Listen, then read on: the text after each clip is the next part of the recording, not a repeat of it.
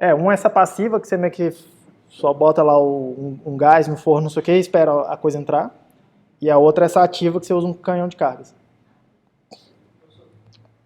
Seguindo, vamos lá, agora a segunda metade. Claro. Posso seguir? Beleza. Então, tendo esses buraquinhos aqui, aí a gente coloca metal neles, tá? Tipo assim, metal é fácil, cara. Você faz um gás de metal, o metal, tipo, adere nas superfícies, tá? Aí você preenche isso aqui com metal, preenche isso aqui com metal, preenche isso aqui com metal, a gente chama de vias. E aí você, nessa camada aí onde você chega, você leva os fios aí para onde você quiser, tá? Tipo assim, esse aqui vai pro lado de lá, conecta em algum lugar. Esse aqui vai pro lado de lá, conecta em algum lugar. Esse aqui sai, por exemplo, para frente assim, saindo do quadro, e aí vai para outro lugar e tal. Tudo bem?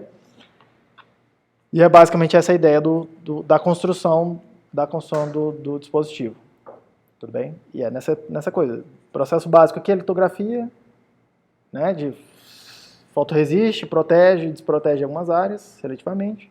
Difusão, que é para criar essas regiões N, região P, aí criar as junções, que a gente chama, junções PN, e metalização, que é para a gente poder fazer os metais e a conectividade, os processos básicos. Tá? Lá no livro do Baker, inclusive, tem vários capítulos onde ele vai explicando esse processo aí.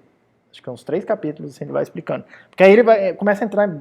Eu recomendo que vocês pelo menos dêem uma passada de olho lá. Eu não vou ficar cobrando detalhe disso aí não, tá? Mas dá uma passada de olho que é bem interessante. Ele vai mostrar como é que faz os resistores, vários tipos de resistores diferentes que eu posso usar como um resistor. O próprio semicondutor eu posso usar para fazer resistor. Eu posso usar aquele amarelo para fazer resistor, que é uma parada condutora, mas tem uma resistividade. Eu posso usar os próprios metais aí para fazer resistores. Eu posso ter outras camadas adicionais, aí, camadas especiais para fazer resistores de alta resistividade, etc., que pode ter lá num processo X qualquer que você está fazendo. Ele vai mostrar como é que faz os capacitores, e aí aqui também tem várias possibilidades. Você pode fazer o próprio capacitor MOS, que é o mais comum, é bem comum assim de fazer, só que ele é bem não linear e tal, tem um monte de questões. Você pode fazer capacitor usando 2 camadas metálicas, tipo, porque vai ter metal, isolante no meio metal, e você faz capacitores, faz placa paralelo. Normalmente tem pouca capacitância, porque esse isolante que a gente vai botando para cima, ele é razoavelmente espesso para a dimensão que a gente está fazendo aqui as coisas, tá? Ou você pode fazer usando camadas especificamente desenhadas, assim, projetadas, para fazer capacitores, porque aí o cara bota metal numa camadinha intermediária em algum lugar aí, faz um isolante bem fino, e aí uma outra camada metálica, que a gente chama inclusive de C-poly, normalmente é uma camada dessa aí, tipo a própria amarela, e uma outra tipo, que passa no nível acima, que é um outro silício policristalino e tal, tem várias variações para os capacitores. Aí alguns são mais lineares, outros têm mais densidade de capacitância, outros são não lineares, tem várias características. Lá no livro ele comenta bastante sobre isso também. E lá no livro do Baker, ele também comenta bem especificamente sobre a construção dos PMOS, porque o PMOS é feito dentro de uma ilha, tá? Dentro de uma ilha, tipo não, assim, tá? Você faz lá essa coisa aqui, ó, que a gente chama de well, né? Uma ilha mesmo, onde você inverte a dopagem e aí constrói o transistor P lá dentro. Qual que é o problema de fazer isso, tá? Repare que eu comecei com uma região P. E aí eu não tenho como tirar a dopagem P e colocar a dopagem N. Eu tenho que colocar a dopagem N até ter mais concentração de elétrons do que de lacuna. Tudo bem? Mas eu não elimino a concentração de lacunas que já estava lá por conta da dopagem que já estava lá original. E aí o que acontece? Isso muda bastante o balanço de cargas lá dentro, de cargas livres, de cargas móveis, dentro do material. Tudo bem? Vocês vão ver lá no final lá que o transistor P e o transistor N eles têm parâmetros diferentes. Parte é porque a mobilidade dos elétrons das lacunas é diferente. Parte é por conta desse balanço de cargas que também é diferente. Cargas livres lá de dopagem. O nível de dopagem é diferente nos transistores P e no N. Então isso também gera vai ver lá que isso acaba impactando lá nos valores específicos dos parâmetros dos transistores. Hoje em dia, em tecnologia mais recente, mais nova, sei lá. Quando eu digo mais nova aqui nessa disciplina, é tipo de uns 20 anos para cá, tá? Mas pense assim. As tecnologias um pouco mais novas, o que a gente faz? A gente tenta equalizar um pouco mais o comportamento dos dois dispositivos. Então a gente faz ilha N e ilha P para os dois, mesmo não precisando tecnicamente de uma ilha para fazer o transistor N, tá? Mas a gente faz ele porque a gente consegue equilibrar um pouco melhor as dopagens, não sei o que, eles ficam um pouco mais equalizados, vamos chamar assim. Tudo bem? Os parâmetros finais lá do transistor. Tá? Tudo isso aí o Baker vai falar em bastante detalhe. Eu recomendo muita leitura lá dos capítulos iniciais. Acho que é o capítulo 2, 3 e 4. Que ele vai falar sobre tudo isso. Você pode explicar melhor como é que seria essa ilha do conjunto? Você começa aqui com material, aí ou você começa com uma dopagem mais leve do que você começaria normalmente, ou faz com ele intrínseco, que é sem dopagem, e aí você faz uma ilha aqui N, que é onde você vai fazer os transistores PMOS, faz uma outra ilha P, onde você constrói os transistores NMOS. Aí os dois estão em ilha, os dois começam a ter essas... Normalmente a gente não gosta de fazer isso, porque aí você meio que piora um pouco a qualidade dos transistores N. Porque a dopagem lá está mais bagunçada, está mais complexa. Mas não bagunça do P? A do P vai ter que fazer isso de qualquer jeito. Sacou? E normalmente é o P que mora na ilha, porque já que eu vou ter um transistor pior que o outro, é melhor fazer o N excelente. Porque a mobilidade dos elétrons já é maior do que a mobilidade dos elétrons. Então, naturalmente, já é, entre aspas, melhor eletricamente do que o transistor P. Naturalmente. Então, se eu vou ter um bom ou um pior, cara, vamos fazer um excelente e um outro. O outro a gente dá um jeito. Entendeu? Sim? Pergunta? O que esse material que está envolvendo a vida dele? Ele é outro? Não, é silício. É tudo silício. É tudo silício. Papel. Ou levemente dopado P, ou levemente dopado N, tipo, uma dopagem mais leve, e aí você faz as ilhas com a dopagem final que você precisa. Aí você faz todo esse processo ali de litografia, aquela coisa toda lá para crescer as camadas. Todo mundo satisfeito? Beleza. Sim. Aquele amarelo, você falou que ele vai colocando camadas de silício, né? Isso. E vai dopando até ele ficar condutível, certo? Vamos por parte. Você coloca o silício lá. Você cresce o silício lá. Isso é uma etapa. Na hora que você fizer essa dopagem aqui, você deixa o amarelo desprotegido, porque aí você também está dopando aquele silício lá em cima.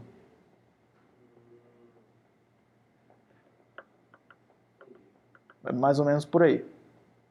Aí tem vários detalhes desses processos aí, tá? Tipo, pode ser que seja necessário uma etapa de litografia a mais para separar o amarelo e aumentar a dopagem, de fazer a dopagem diferente do que está lá embaixo, não sei o que, enfim, mas aí tem esses processos, eles são bastante complexos. Complexos no sentido que tem muitas etapas aí no meio do caminho. Claro que não, aqui aqui é disciplina de circuitos, não é de dispositivos. Tudo isso aí é tecnologia de dispositivo. Mas é interessante vocês, pelo menos, saberem um pouco de como é que funciona essa brincadeira aqui. E o que está acontecendo lá embaixo. Até porque a geometria do dispositivo é importante para o funcionamento elétrico dele, como a gente vai ver. Tudo bem? Mas, em geral, eu vou mostrar para vocês. Em geral, o cara que é projetista, ele tem uma noção bem superficial disso aqui, normalmente um pouco mais a fundo do que eu estou mostrando para vocês, porque em geral a gente quer, porque aí o projetista quer explorar essa tecnologia, né? Eu quero fazer capacitores, eu quero ter graus de liberdade para mexer, né? Para projetar, para construir coisas usando um determinado processo. Então preciso conhecer um pouco desse processo. Mas a implementação do processo é uma disciplina em si, cara, é muito especializado. É muito especializado. Cara, é uma indústria monstruosa, né? Tipo assim, quantas coisas eletrônicas você interage no seu dia? Então você já começa por aí, velho. Então. Você falou que a gente faz ligações, né? Aí você não tem muita liberdade para mudar o circuito depois dele. Não, depois que ele tá feito, tá feito. É fixo. O que a gente faz, por exemplo, para ter uma margem de segurança, por exemplo, um amplificador de corrente, não quebrar e cagar tudo. Não tem que descartar tudo. Entendeu? Isso é uma excelente pergunta. Ó, pergunta. Como é que é o seu nome mesmo? Fala. A pergunta do Paulo é a seguinte, cara, depois que você fez o circuito, ele tá fixo, não tem mais o que mexer. Não é igual na bancada, você montar um protoboard, você tira um resistor e bota outro. Um pouquinho maior, um pouquinho menor. Tá? Essa é uma questão. Aí a pergunta é, tá, e como é que eu faço para... Imagina que eu fabriquei o circuito e ele está um pouquinho errado. Não chama assim, né? Ou ele precisa de ajuste. Tá? Isso é uma questão, isso a gente chama... Essa preocupação tem toda uma disciplina.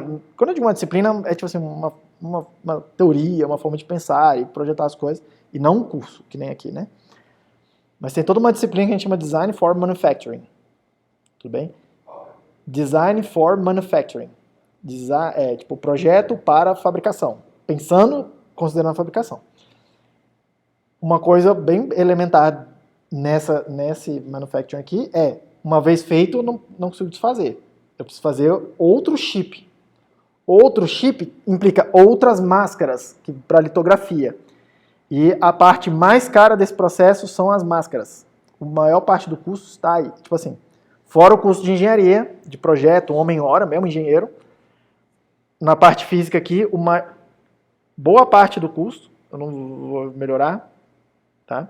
É as máscaras que a gente usa para fazer a litografia, para fazer a sombrazinha da luz lá embaixo. Tudo bem? Essas máscaras, um conjunto de máscara dessa aí, custa centenas de milhões de dólares para fazer um circuito. Um circuito assim, né? Do tipo, é um circuito, você replica ele milhões de vezes, mas é um conjunto de máscara tipo, caríssimo. Se você quiser mexer um fio de um lado para o outro, você precisa fazer outro conjunto de máscaras, mais alguns centenas de milhares de dólares. Então é muito caro mexer nisso. Tá? Tem algumas estratégias. A principal delas é a que a gente chama de trimming. A gente bota vários fusíveis lá no meio do caminho que a gente eletricamente depois consegue queimar eles. Tipo, destruir eles. Sacou? E aí é bem comum você... Tem alguns circuitos, principalmente analógico, tem isso. Que fala assim, eu quero botar um resistor aqui, mas eu quero poder calibrar esse resistor, porque eu não consigo fabricar ele, tipo, 10K cravadinho. Isso a gente não consegue fazer. A tolerância é muito grande. A tolerância muito grande quer dizer o seguinte, se eu botar um resistor de 10K, o erro é muito grande nesses 10K. Muitos por cento. 10%, 20%, 30%. Tá? É muito difícil fazer um resistor de precisão, capacitor de precisão, é muito difícil. Principalmente, né, coisas que envolverem difusões aí. Difusão é difícil de controlar. Tá? Aí o que a gente faz? A gente faz vários resistorzinhos lá, sacou? E vai conectando eles com os fusíveiszinhos. Aí a gente fala, beleza, quando está tudo conectado, quanto tem de resistência? Tem 13K. Você vai queimando lá uns fusíveis, vai desconectando os resistores, até chegar no tanto que você quer, ou perto do tanto que você quer. A gente faz isso, trimming, que a gente chama isso. Ficou bem comum. Fusível é fácil de fazer, cara. Você faz uma trilhazinha faz uma trilha metálica e é metálico. Faz ela bem fina, é tudo calculado, mas faz uma trilha de metal. Se você meter lá a corrente alta nessa parada, ela queima. Aí ela desconecta. Agora perceba que o fusível também não tem como você ir lá e trocar ele, né? Se uma vez você fez o trimming, acabou. Tá? É bem comum fazer calibração de coisa. Outra possibilidade também faz bastante hoje em dia, é botar chaves eletrônicas, fazer transistores para abrir, fechar e conectar e desconectar resistores, capacitores lá. Tá? Aí você faz esse trimming eletronicamente. Você não precisa queimar alguma coisa fisicamente. Você vai lá, vai medindo e tal, não sei o quê, e aí você controla digitalmente o que você conecta e o que você desconecta. Tá? Então vocês vão ver que é bem comum, por exemplo, microcontrolador. Vocês fizeram esses mic aqui, né? Quem vai fazer esses mic? Todo mundo fez esses mic e tal, enfim, mas todo mundo vai passar por isso aqui. Esses mics vão usar um microcontrolador lá da Texas, MSP 430, especificamente acho que é o F5529. Mas todos dessa linha da Texas aí, 430, tem um ou dois registradores lá que eles guardam constantes de calibração dos circuitos analógicos dele, sacou? Que é justamente para controlar esses fusíveis internos lá. Você consegue ler esses dados, inclusive. Tudo bem? Posso ir para frente? Sim. Só para esclarecer o que o senhor falou, então isso é uma forma de, por exemplo, fazer um circuito que pode ser modificado, né? Por exemplo, eu faço um circuito A que pode É. B, o C ou um D. Mais ou menos modificado, assim. Em geral, a gente está pensando em calibração.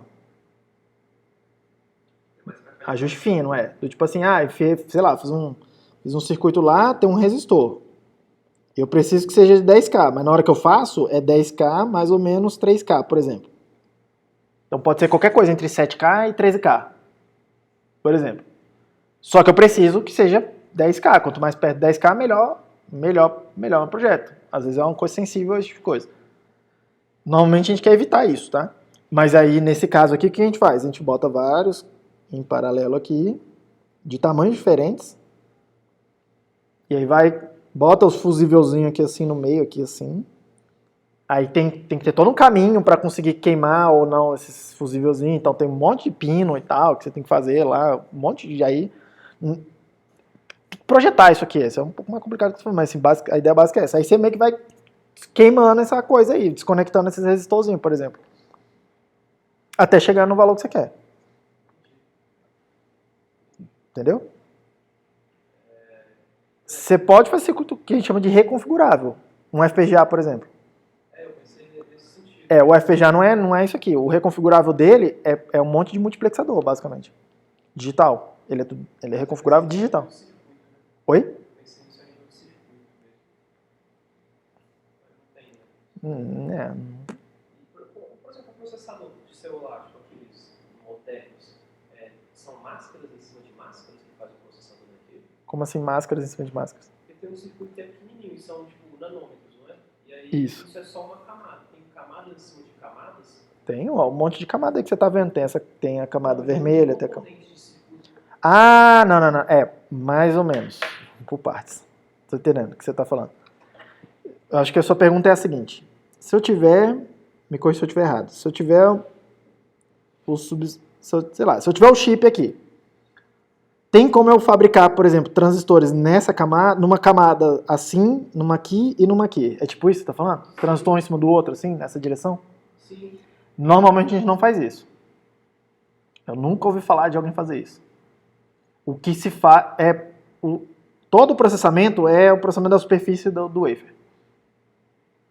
Basicamente o processamento... Fazer um wafer da grossura que... A grossura dele vai ser mais uma preocupação mais mecânica do que elétrica. Porque o tamanho dos dispositivo... Cara, esses fenômenos são altamente superficiais, tá? Tipo assim, isso aqui é tipo centenas ou acho que milhões de vezes mais grosso do que onde a mágica acontece. Então assim, a grossura do wafer é mais uma preocupação mecânica. Se ele for fino demais, eu não consigo manipular isso na fábrica. Mas essa parte que sobra ainda vai dentro do transistor? Como assim vai dentro do transistor? Isso Você aqui? falou que Isso aqui? Isso. Isso aí é uma parte do transistor, hein? Tipo, mas é... Que não serve pra nada. E só sobrando pra trás. A gente chama de substrato. Não é que sobrou, o transistor está construído aí nessa coisa. Mas só o que Pensa- é aquela partezinha. Porque eu tô desenhando uma coisa muito fora de escala, eu tô desenhando assim, né? Mas a real é que é alguma coisa mais assim, ó. Sei lá, alguma coisa mais assim.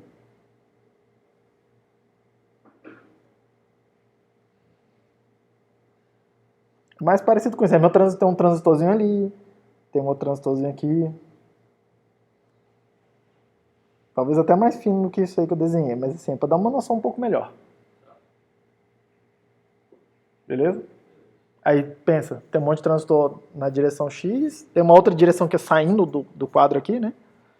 Tipo assim, eles estão espalhados na parada toda. Se você olhasse por cima, você tá vendo um transistorzinho aqui, um outro transistor aqui, um outro transistor aqui, e eles estão conectados aí entre si.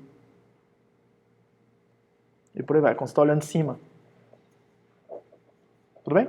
Tem uma figura bem interessante, não lembro se é no livro do Hazard ou no livro do Baker, que ele usa uma analogia de um bolo, tá ligado? Que o bolo é redondo e quando você olha de cima, você vê uma coisa. E aí quando você corta ele e olha de lado, você vê camadas do bolo. Aí tem uma camada de chocolate, uma camada de cobertura, uma camada de recheio, uma outra camada de chocolate, outra camada de recheio, não sei o que. É tipo isso, a gente está olhando a vista lateral, meio que o tempo todo. Tudo bem? Mas tem uma especialidade dentro dessa indústria aqui que chama de layoutista. É o cara que vai desenhar essas massas, mas precisam ser desenhadas. Tá? E no projeto analógico, as máquinas são desenhadas à mão. O desenho, tá? O desenho. Tipo, depois você tem uma fabricação que é automatizada, mas o desenho é desenhado à mão. E aí esse cara, ele se preocupa com essa vista aqui, ó. Ele vai posicionar as coisas espacialmente, né? Como assim confuso? Ele desenha, se preocupa com essa visão espacial por cima, qual sentido?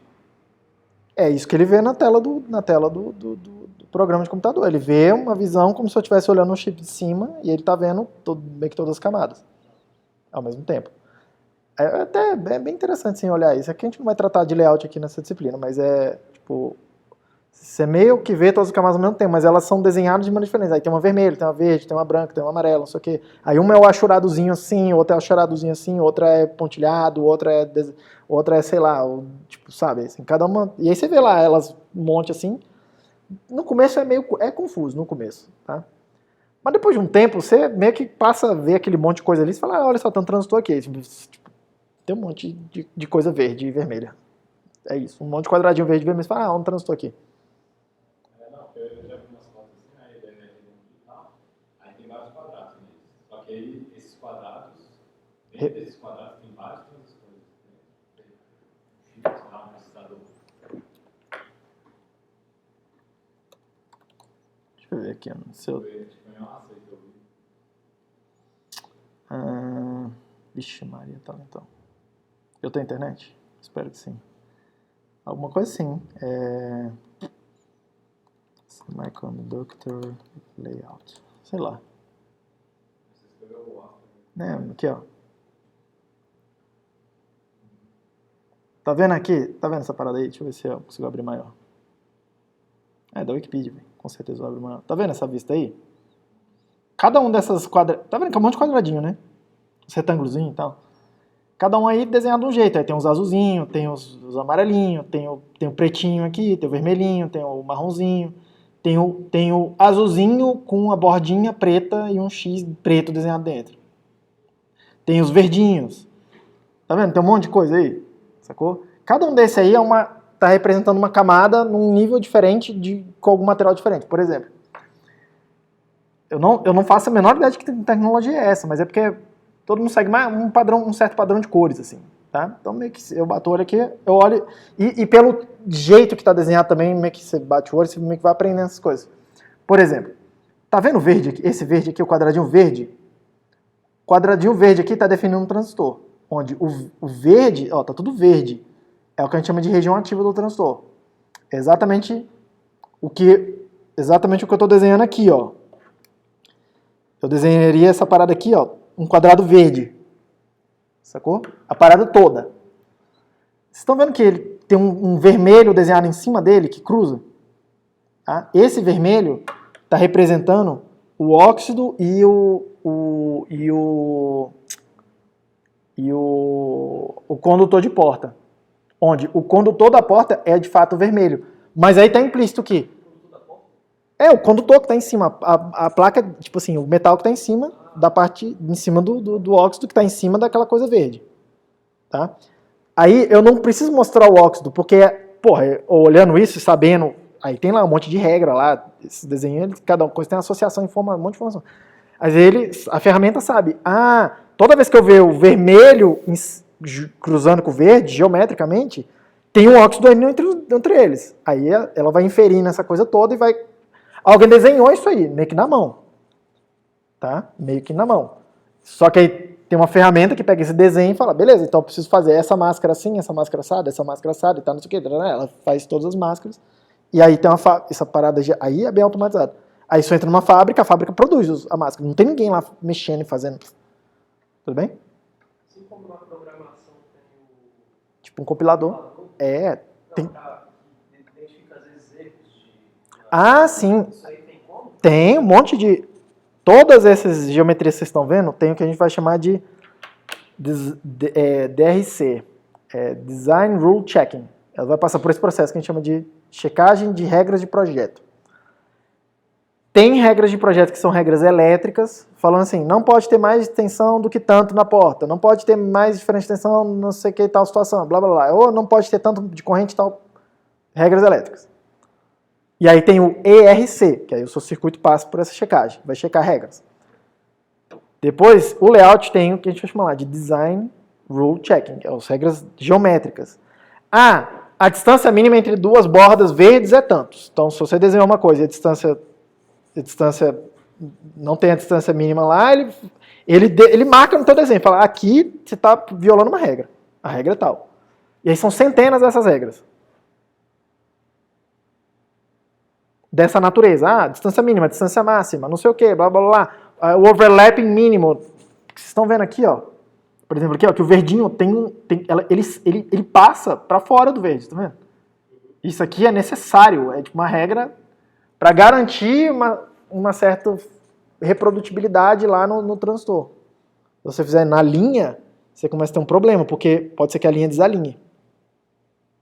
A de baixo fica desalinhada com a de cima. E aí isso muda a geometria do seu transistor. Muda o WL. Isso muda a característica elétrica do transistor. Esse é um projeto já não... Então, tem um monte de regras que são feitas pensando no manufacturing. Entendeu? E aí, por aí vai. Vias, esses quadradinhos pretos com X são vias. São conexões entre uma camada em cima e uma camada embaixo. O azul, claramente, é metal. Porque, vocês estão vendo que... Olha aqui, ó. Olha aqui embaixo, um transistor bem compridão, ó. Tá vendo que tem verde assim, né? Tá vendo que tem vermelho em cima. Tem verde passando aqui, ó, tá? Porque tá difícil de ver aqui na imagem, mas tem verde aqui embaixo, tem verde do lado de cá.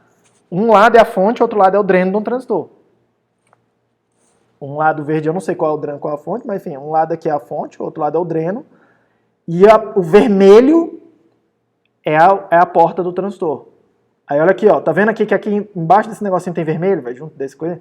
Então tem um metal que está descendo nível, tem o nível do azul, que é mais em cima, que é metálico, ele atravessa para baixo para fazer uma conexão elétrica no vermelho, para conectar na porta de um transistor.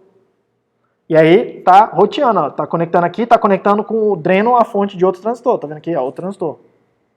Que tá conectando também com a porta desse outro transistor, que eu nem sei se é um transistor mesmo, porque aqui tá azul. Isso aqui desce do PMOS. Embaixo desce o N e em cima desce o P. Tipo assim, o verde desce uma difusão P, em cima a difusão N. Aí eu tô inferindo com base no que eu falei para vocês. Nessa tecnologia aqui, me parece que é tecnologia de ilha N e P. Porque vocês estão vendo que tem esse achurado preto? E todos os marrom estão dentro desse preto, achurado aqui? Isso é claramente uma ilha onde você constrói os transistores P. Vocês estão vendo que o verde está dentro de um outro achurado que é marrom aqui? É, mais claro. Então, vocês estão vendo que todos os verdes estão dentro de um achurado aí, né? Maiorzão que envolve tudo. Isso para mim indica que é uma ilha N. É uma tecnologia que tenta balancear os dois transistores. É assim que aparece lá para o layoutista. Isso é um plano operacional, né? Aí é o que ele está escrito aqui. Tá escrito aqui VSS, VDD, GND, Vout. Então, será saída do amplificador operacional está aqui. Então, isso aqui deve ser um dreno de um transistor e esse aqui é o dreno de outro transistor P. É uma saída tipo push-pull, provavelmente, alguma coisa assim. Aqui está escrito assim, VNEG, VPOS. VNEG em cima e VPOS embaixo.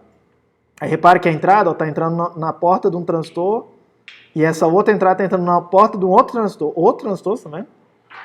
E os dois transistores, o vermelho que cruza com o verde é igual um com o outro. Sendo que a geometria é igual do vermelho que cruza com o verde. Por quê? Porque as entradas, a gente vai ver isso lá no final do curso. A gente quer fazer o par diferencial, a gente quer fazer as duas entradas mais iguais que a gente puder. Isso aqui nem é o melhor design possível, tá? Mas assim, aí vocês estão vendo que, olha só, a geometria pode ser complicada. Vocês estão vendo que o verde é o mesmo dos dois aqui? Por quê? O verde, ó, de um lado é o dreno, provavelmente é em cima, porque vai conectar nos transistores P aqui. Tá? Então provavelmente é dreno aqui e dreno aqui. Então embaixo é a fonte. Olha só um negócio aqui. Tá vendo que a fonte, eu não preciso de um metal para conectar a fonte de um transistor no outro. Eu posso conectar, tipo, por baixo lá. Fazer, tipo, meio que a mesma região. Tá vendo? Eu não preciso de uma via, sair metal e descer de novo. Cara, eu vou conectar essa coisa com essa coisa aqui, as duas têm a mesma natureza de material e tal, e faço uma coisa só, tá vendo? A parte de baixo. Embaixo tá conectado, ó, tá vendo que aí eu vejo verde, verde, verde? Esse lado aqui desse verde é o dreno de um transistor. De um transistor que vai funcionar como uma fonte de corrente. Eu vou mostrar, esse é provavelmente vou mostrar um circuito muito parecido com esse aí para vocês, tá? Que é um par diferencial, com um espelho de corrente aqui em cima, tipo assim, agora tipo, fica parecendo assim, caraca, como é que pode o cara saber tudo tipo assim. Meio esotérico, você tem que só acreditar que eu tô falando. Sacou? Mas um pouco mais pra frente você vai olhar e falar assim, esse circuito aqui, aí você meio que vai procurando os padrões, meio que sabendo um pouquinho de coisa, procurando os padrões e olhando aqui. Tá vendo que tem um capacitorzão aqui, velho? Como é que você sabe que é um capacitor? Uai, embaixo é o vermelho é condutor, porque é o policristalino que está fazendo a porta dos transistores, tá? É condutor de poli. E em cima é metal. Tá vendo que tem um quadrado vermelho e um quadrado azul, sacou? É uma camada quadrado vermelho, num nível mais baixo, e outra camada de metal em cima, elas estão separadas com isolante. Todas elas estão separadas. Então aí você forma um capacitor de placas paralelas quadrado. Tá vendo? Você calcula a capacitância. Você sabe a área, você sabe a parada toda, você sabe a geometria e por aí vai. Tudo bem? Professor, o silício dá para fazer só capacitor e transistor? Não, você faz resistor, você faz... não tô vendo nenhum resistor aí não, mas dá para fazer resistor aqui com... Usar o verde ou o marrom aqui para fazer resistores, dá para usar... Dá para fazer indutores, né? Mas indutor normalmente a gente faz metálico, aí ele normalmente é grande. Você precisa fazer uma espiralzinha assim, né? O quê? Muito especializado, circuito normalmente circuito de alta frequência ou circuitos chaveados são DC-DC para fazer algum tipo de ressoador, alguma coisa. A gente vai ver circuito de alta frequência? Não. Alta frequência não. Todo mundo bem? Todo mundo satisfeito? Então, essencialmente, tem uma especialidade, isso aqui dá o projetista elétrico, normalmente mais valorizado que o layoutista. O layoutista é o cara que pega o esquemático elétrico e transforma nesse desenho aí. Tá? Mas é bem difícil achar um cara que sabe fazer layout bem. Esse layout aí tá bem tosco, tá? Tá bem tosco, inclusive. E tipo assim, o que eu quero dizer com bem tosco? Ele tem poucas preocupações de simetria, onde a simetria é necessária. Aí a gente comenta, quando a gente vai falando dos circuitos, eu vou mostrar para vocês várias questões ligadas à simetria. Você fala assim, cara, eu preciso que esse transistor seja tipo, perfeitamente igual a esse outro. Entendeu? Ou é impossível fazer perfeitamente igual, mas quanto mais igual eu preciso que eles sejam, mais isso impacta aqui no layout. Mais complexo fica o layout. Que o processamento, mostrei para vocês, é meio que todo assimétrico assim, das coisas. Sacou? Tem outras preocupações. Por exemplo, esse transistor aqui macho, esse mais gordinho aqui, ele vai funcionar como uma fonte de corrente. Eu vou mostrar para vocês. Ele é meio que tenta fazer uma corrente constante. Então ele dissipa uma certa quantidade de calor. Ele vai ter uma corrente passando aqui, tem uma tensão aplicada, vai dissipar uma energia aí. Então ele vai esquentar.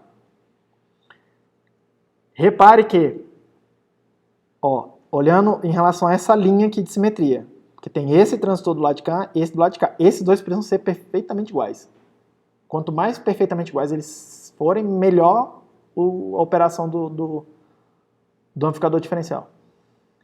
Repare que, tá bem nítido aqui para mim, tá? Esse transistor de baixo, ele não está alinhado na linha de simetria desses dois caras aqui, essa linha de simetria aqui. Isso quer dizer que tem mais massa do lado de cá, que vai esquentar, então ele vai esquentar mais o cara do lado esquerdo do que do lado direito. Então eles já vão operar em temperaturas diferentes. Então esses dois caras já não estão... A geometria pode até ser igualzinha perfeita, mas o ambiente que eles estão vendo não é mais o mesmo. Um está numa temperatura, outro está vendo outra temperatura.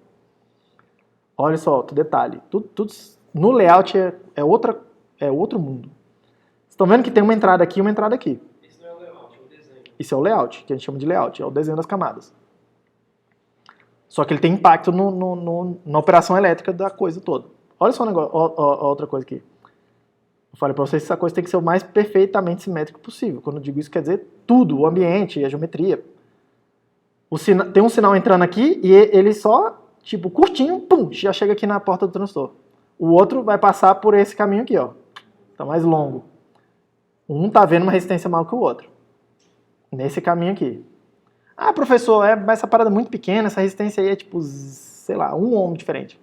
Pois é, mas isso aí... Esse 1 ohm, 2 ohms, esse diferençazinha vai ser amplificada aí nesse amplificador, velho. Lembra aquela coisa de tensão de offset que eu falei em eletrônica 1, que a tensão é milli ou microvolt, mas você faz um amplificador, ela amplifica a parada. Então, um errinho mongoloide assim, pequenininho, essa é a origem dessas tensões. E um errinho assim, tipo, cara, um pentelinho que você bota lá e que gera um errinho, o amplificador vai amplificar, ele vira um errinho pequeno, assim, normalmente na primeira etapa. Mas depois vai passar no segundo estágio, e aí o errinho que era pequeno já começa a ficar considerável, já começa a ficar importante. E... Oi? Não é à toa que, galera, engenheiro disso aqui, velho, vale bastante. Demora pra você aprender essas coisas aí. Você precisa fazer vários aí, até você pegar até você pegar a manha desse negócio todo aí, pegar as técnicas, se especializar.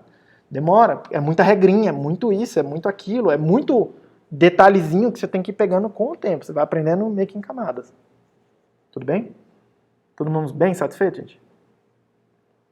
Beleza? Como é que eu paro aqui?